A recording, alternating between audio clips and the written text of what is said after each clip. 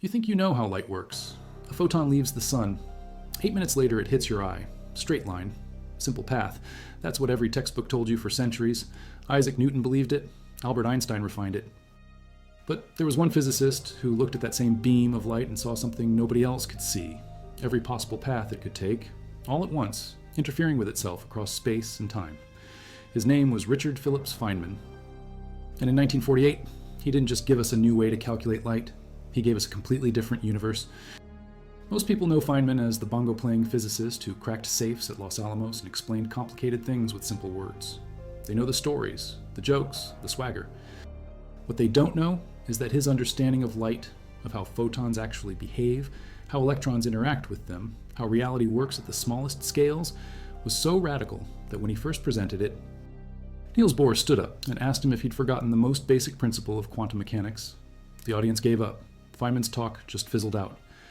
It was April 2nd, 1948, at the Pocono Manor Hotel in Pennsylvania. 28 of the country's top physicists had gathered. The old guard was there. Bohr, Paul Dirac, Eugene Wigner, the new generation too, Feynman, his rival Julian Schwinger, John Wheeler. Everyone was hungry to solve the problem that had plagued physics since the 1920s. Quantum electrodynamics was broken. The math gave infinity. Every calculation exploded into meaningless numbers. Schwinger went first, 8 hours. Dense mathematics that maybe 3 people in the room could follow. Brilliant, but impenetrable. Then Feynman stood up with his diagrams. Squiggly lines for photons.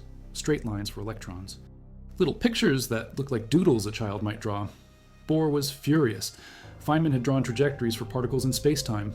You can't do that, Bohr said. Heisenberg's uncertainty principle forbids it. You can't talk about where an electron is and where it's going at the same time. Feynman tried to explain. The diagrams were just shorthand, a way to keep track of calculations. But the audience was exhausted from Schwinger's marathon. They were confused by these strange pictures. Dirac raised objections. Edward Teller raised objections. The talk died. Feynman left Pennsylvania thinking his career was over.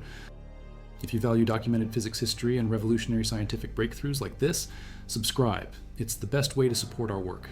Also comment from which city you're hearing this from. This script is researched and factual, using sources from physical review papers published in 1948 and 1949, where Feynman's original work appeared.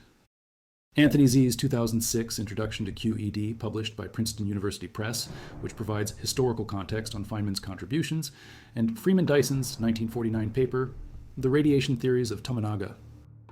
Schwinger and Feynman, published in Physical Review Volume 75, which first demonstrated the equivalence of these approaches.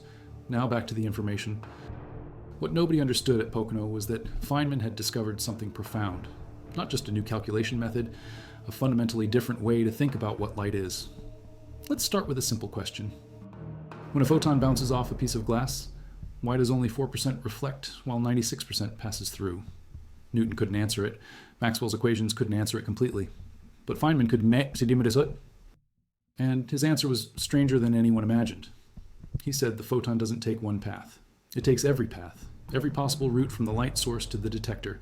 The photon that bounces straight off the surface, that's one path. The photon that somehow curves through space-time, loops around the back, and still arrives at the detector, that's another path. The photon that takes a detour to Alpha Centauri and back, that counts too. You add them all up. Every single path contributes. Here's where it gets beautiful. Each path has 2 properties, an amplitude, how much it contributes, and a phase, like the hand of a stopwatch spinning as the photon travels. For some paths, the stopwatch hands point the same direction and add up, constructive interference. For other paths, they point opposite directions and cancel out, destructive interference. Most of the crazy paths, the ones that go to other galaxies, cancel each other. The math works out so that only paths close to the classical straight-line path matter. But not just the straight line. A whole family of nearby paths all contribute. That's why you get 4% reflection. It's the sum total of infinite histories, most of which destroy each other, leaving just that precise probability. Feynman called this the path integral formulation. He developed it in 1948, though the roots went back to 1933 when Dirac made a mysterious remark about the action principle in quantum mechanics. Dirac didn't know what to do with it. Feynman figured it out. He realized you could rebuild all of quantum mechanics from one simple idea. A particle getting from point A to point B contributes a probability amplitude. You calculate it by adding up exponentials of I times the action divided by Planck's constant for every possible path. The action is just the integral of the Lagrangian, energy minus potential, along each path. When you square the final amplitude, you get the probability. That's it. That's the whole theory. The genius was in what this meant for light and matter. Quantum electrodynamics, QED, describes how photons and electrons interact. Before Feynman, physicists used an operator formalism, field operators, commutators, Hamiltonian evolution. It worked in principle, but the calculations were nightmares and infinity kept showing up. Feynman's approach was different. He drew pictures. An electron goes from one place to another. That's a straight line. An electron emits a photon. The line splits, one straight for the electron, one wavy for the photon. An electron absorbs a photon. Two lines merge. These weren't just cartoons. Each line corresponded to a mathematical function called a propagator. Each vertex where lines met corresponded to a coupling constant. You could look at a diagram and immediately write down the integral it represented. Complex processes that took Schwinger pages of equations became a few squiggles on Feynman's napkin. The Pocono disaster didn't kill the idea because one person understood. Freeman Dyson was a 24-year-old British graduate student. He'd studied with Schwinger at Michigan that summer, trying to understand the Green's function method. Then, in June 1948, Dyson went on a road trip with Feynman, 4 days driving to Albuquerque. Feynman explained his diagrams, his path integrals, his whole vision. Dyson listened but couldn't quite connect it to Schwinger's work. Then, in late summer, exhausted and sleep-deprived on a Greyhound bus crossing Nebraska, Dyson had an epiphany. Schwinger and Feynman were doing the same thing. Schwinger's Green's functions were time-ordered products of field operators. Feynman's propagators were exactly those same objects. The path integral was just a different way of writing the sum. Tominaga in Japan had independently developed similar ideas. They were all describing the same physics, just using different mathematical languages. Dyson wrote it up fast. He published 2 papers in 1949. The radiation theories of Tominaga, Schwinger, and Feynman appeared in Physical Review, volume 75, on February 1st. It demonstrated the equivalence. It explained how the 3 approaches connected. And it gave physicists a unified framework with explicit rules for Feynman's diagrams. Suddenly, everyone could use them. Within a few years, Feynman diagrams dominated particle physics. Today, they're everywhere. In every quantum field theory textbook, on every theoretical physicist's blackboard, in every particle collider's predictions. Frank Wilczek, who won the 2004 Nobel Prize, said his calculations would have been literally unthinkable without Feynman diagrams. The precision was obscene. QED became the most accurate theory in physics. Consider the anomalous magnetic moment of the electron. Dirac's equation from the 1930s predicted the electron's G factor should be exactly 2, but in 1947, experiments by Polycarp Cush and Henry Foley showed it was slightly larger, 2.0023 or so. In 1948, Julian Schwinger calculated the first quantum correction using the new QED. He got alpha divided by 2 pi-ionides, where alpha is the fine structure constant, roughly 1/137. That gave him about 1.00116, close enough to prove QED was right. Then physicists kept going. Higher order corrections, more complicated diagrams, Feynman diagrams with loops, electrons emitting and reabsorbing virtual photons, virtual electron-positron pairs popping out of vacuum and disappearing. Each diagram contributed a tiny correction. Second order terms, third order, fourth. By the 2000s, physicists had calculated terms up to 10th order in alpha. That means 10,672 Feynman diagrams just for the 10th order alone. Toshiro Kinoshita and his collaborators spent years on supercomputers at Riken doing these calculations. The result? The theoretical value of the electron's G-2 is 1.15965 to 181643 times 10 to the minus 12. The experimental value measured in Penning traps? 1.15965218091 times 10 to the minus 12. They agree to 1 part in 10 billion. It's the most precisely tested prediction in all of physics. How is that possible? How can you calculate something that accurately? Because Feynman's framework isn't just pretty pictures. It's a complete computational machine. Each diagram has rules. You assign a mathematical function to each line. A propagator for the electron, a propagator for the photon. At each vertex where 3 lines meet, you multiply by the elementary charge in some gamma matrices. You integrate over all internal momenta. When the integrals blow up to infinity, you You use renormalization, another brilliant trick that Feynman, Schwinger, and Tominaga independently discovered. You subtract the infinities in a specific, controlled way, absorbing them into redefined masses and charges. What's left is finite and matches experiment to absurd precision. Now let's get to the heart of what makes Feynman's understanding genius. It's not just the diagrams or the accuracy, it's the philosophy, the vision of what light really is. In classical physics, a photon is a particle following a definite trajectory. You can predict exactly where it goes. Quantum mechanics says no, there's a wave function, a probability amplitude spread across space. Schrödinger gave us that equation in 1926, but Feynman went deeper. He said, forget the wave function evolving in time. Think about all possible histories. The photon doesn't evolve from moment to moment according to a differential equation. It explores every possible route through space-time simultaneously. The probability of any outcome is the square of the sum over all these histories. This isn't metaphor, it's not philosophy, it's how you actually calculate what happens. When light reflects off glass, you integrate over every possible point on the surface where the photon could bounce. When an electron scatters off another electron, you sum over all possible exchanges of virtual photons between them. The paths where the photon goes briefly faster than light, they contribute. The paths where the electron goes backward in time, which Feynman interpreted as a positron going forward. Those contribute too. Everything that's not explicitly forbidden by conservation laws happens and interferes with everything else. This explains one of quantum mechanics' deepest mysteries, the double slit experiment. Shoot photons one at a time at a barrier with two slits. They build up an interference pattern. As if each photon went through both slits and interfered with itself. Tried to measure which slit the photon goes through. The interference vanishes. Classical physics can't explain this. Wave-particle duality is just a label, not an explanation. But Feynman's path integral makes it obvious. When both slits are open and you don't measure which one the photon uses, you sum over all paths. Some paths go through the left slit, some go through the right. These paths have different lengths, different phases, they interfere. At some points on the screen, the interference is constructive, bright bands. At others, it's destructive, dark bands. That's the pattern. When you measure which slit, you've collapsed the possibilities. Only paths through one slit contribute. No interference from the other slit, no pattern. It's not mysterious, it's just adding amplitudes correctly.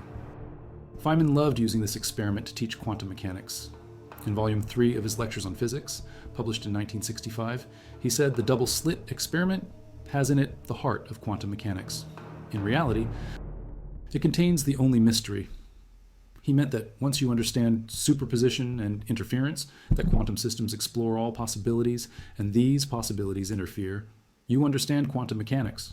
Everything else is details. Entanglement, that's just interference in a larger space. Uncertainty principle, that's a consequence of wave-like behavior. Virtual particles. Those are just internal legs of Feynman diagrams, representing quantum fluctuations that the path integral naturally includes. Feynman's double-slit thought experiment was so precise that it took decades for technology to catch up. He described firing electrons one at a time through two slits that could be opened and closed at will, detecting each electron individually, recording whether the pattern matches waves or particles depending on which slits are open. In 1965, that was impossible.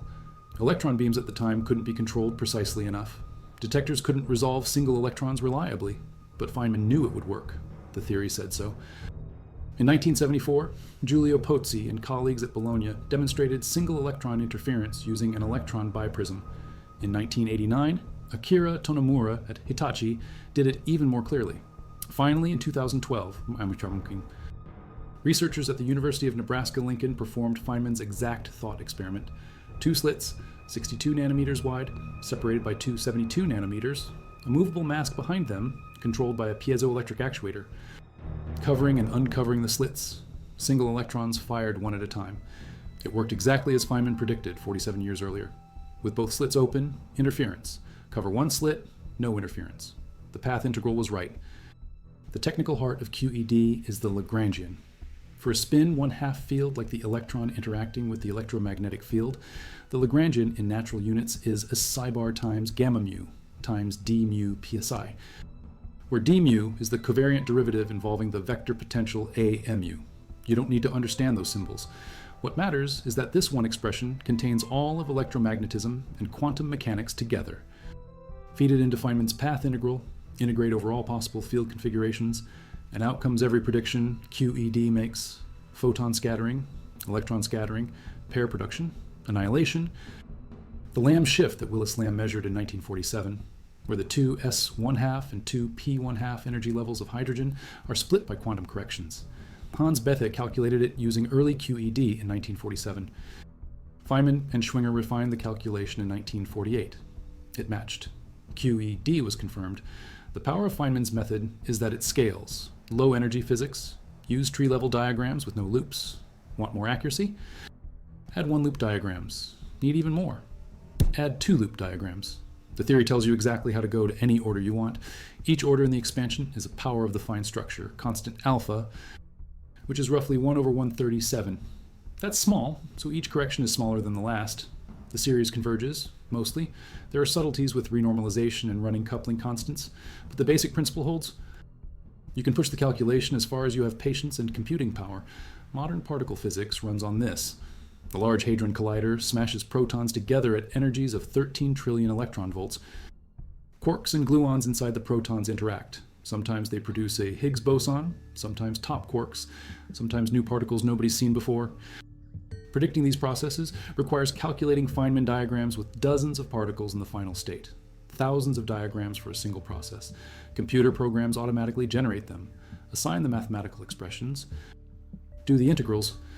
The LHC discovered the Higgs boson in 2012 because theoretical physicists could calculate the expected signal using Feynman diagrams, and experimental physicists saw exactly that signal in their detectors. That's Feynman's legacy, operating at the highest energies humanity can reach. But Feynman himself wasn't satisfied.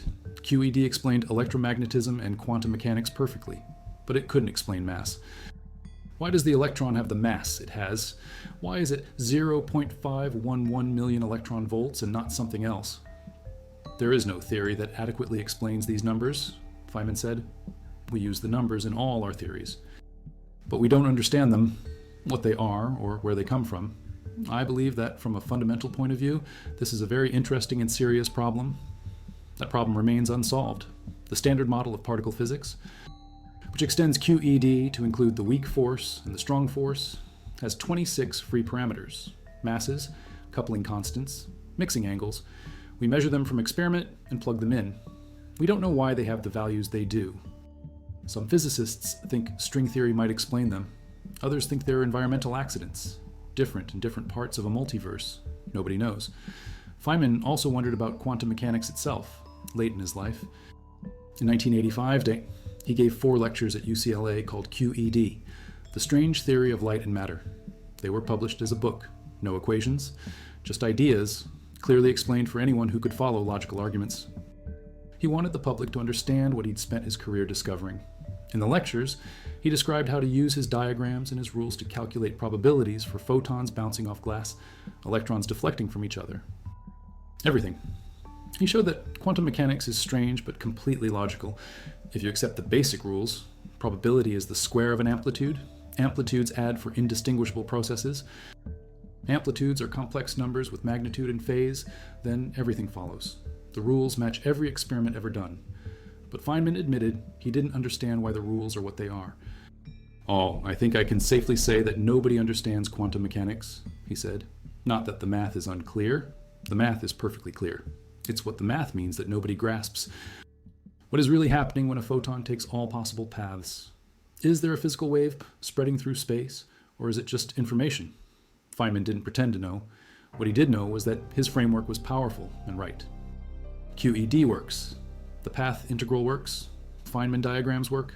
They're not just tools. They're a window into how nature operates at the smallest scales. Light doesn't travel from point A to point B along one path. It travels along all paths. It interferes with itself. That interference is reality. Particles don't have definite positions and momenta before you measure them. They have amplitudes for different positions, different momenta. And these amplitudes evolve according to the path integral. Measuring collapses the amplitude. You get one outcome with a probability calculated from the sum over histories. That's the universe according to Feynman. The elegance is almost unbearable. One simple principle, sum over paths, explains everything about light and matter. Reflection, refraction, diffraction, interference, scattering, particle creation, annihilation.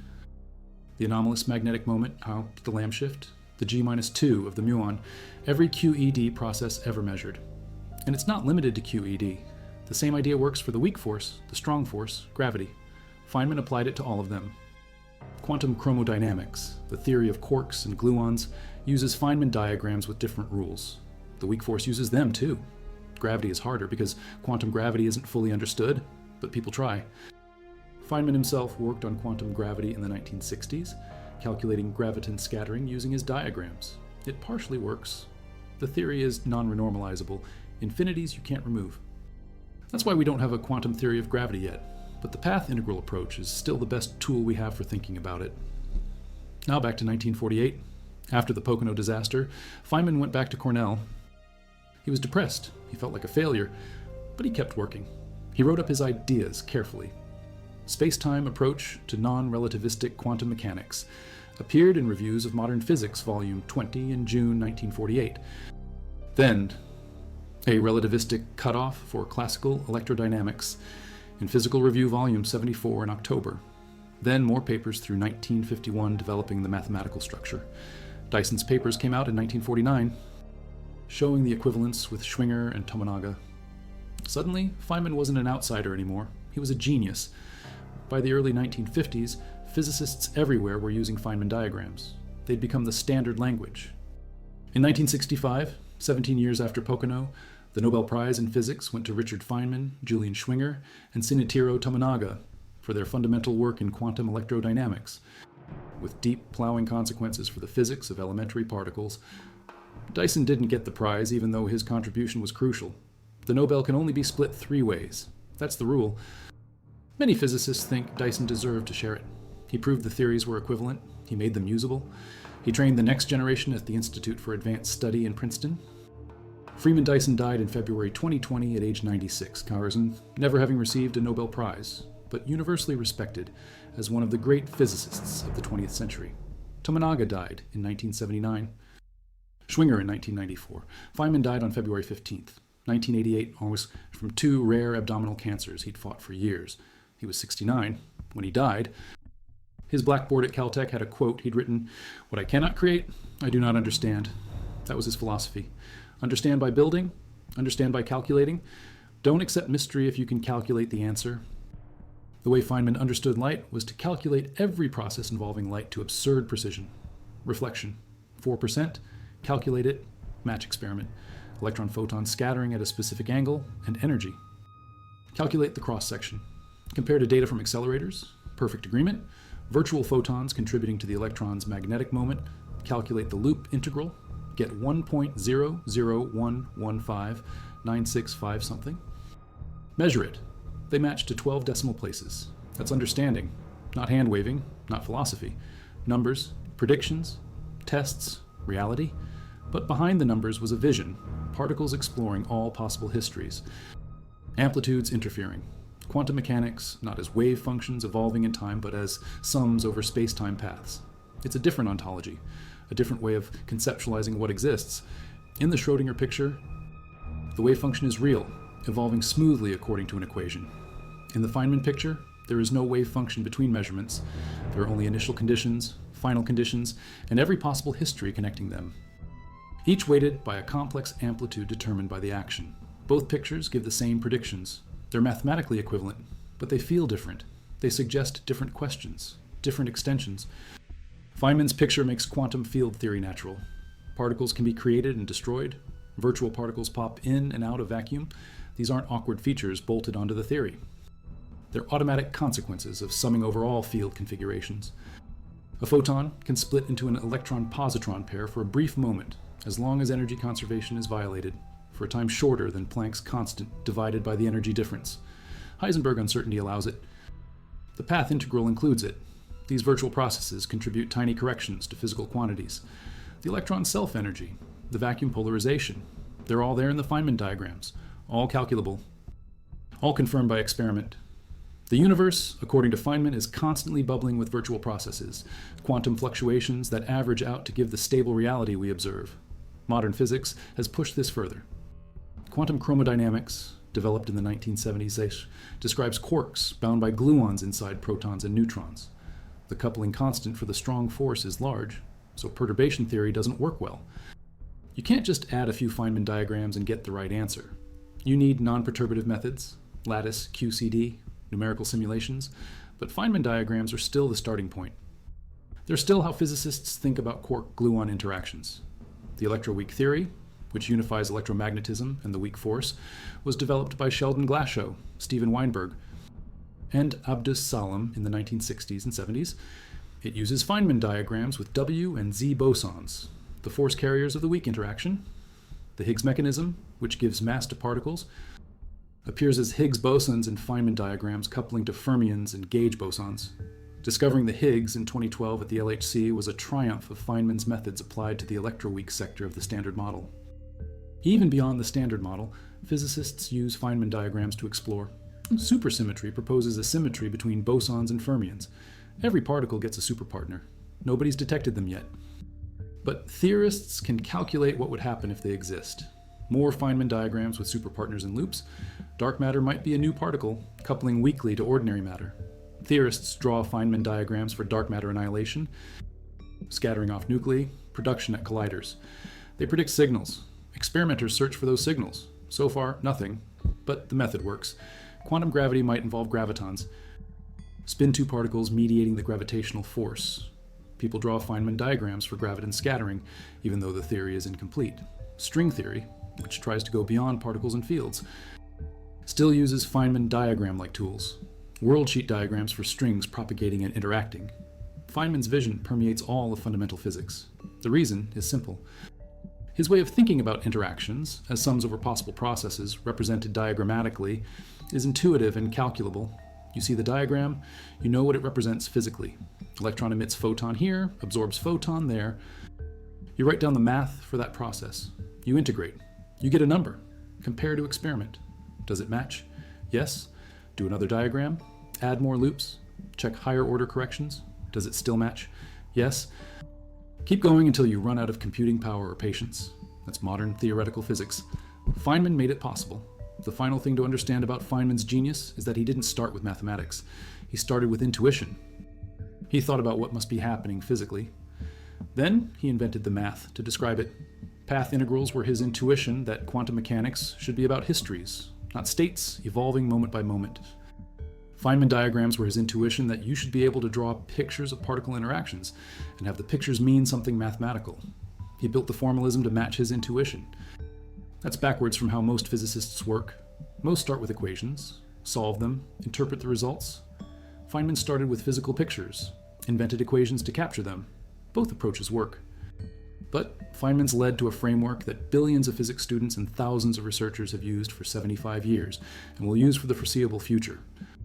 QED, The Strange Theory of Light and Matter, came out in 1985. Feynman was 67. He had 3 more years to live.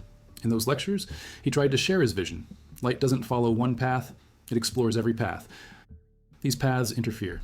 The interference creates the reality you observe. 4% reflection, 96% transmission, interference patterns, everything. You can calculate it precisely. You can test it against nature. It works. Why does nature work this way? Feynman didn't know. He admitted that freely. The rules are simple. Amplitude for an event is the sum over all ways the event can happen. Probability is the square of the amplitude. That's it. That's quantum mechanics. Why is reality like that? Nobody knows. But it is. And once you accept it, everything else follows.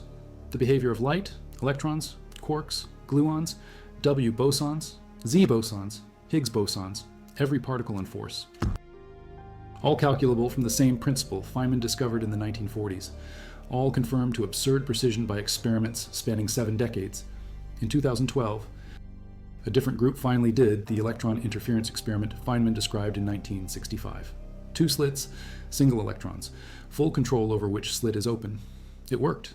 Feynman had been dead for 24 years. But his prediction was perfect. That's the mark of genius, understanding so deep that it predicts experiments decades before the technology exists to perform them. Feynman understood light not by memorizing what others taught, but by rebuilding the theory from scratch in his own way. Paths, amplitudes, interference, sum over histories.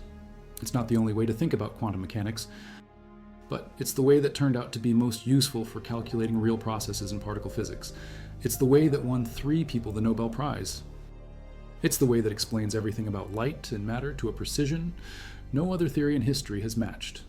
The universe Feynman revealed is strange, photons taking every possible path, electrons emitting and reabsorbing virtual photons constantly, particles popping out of vacuum and disappearing.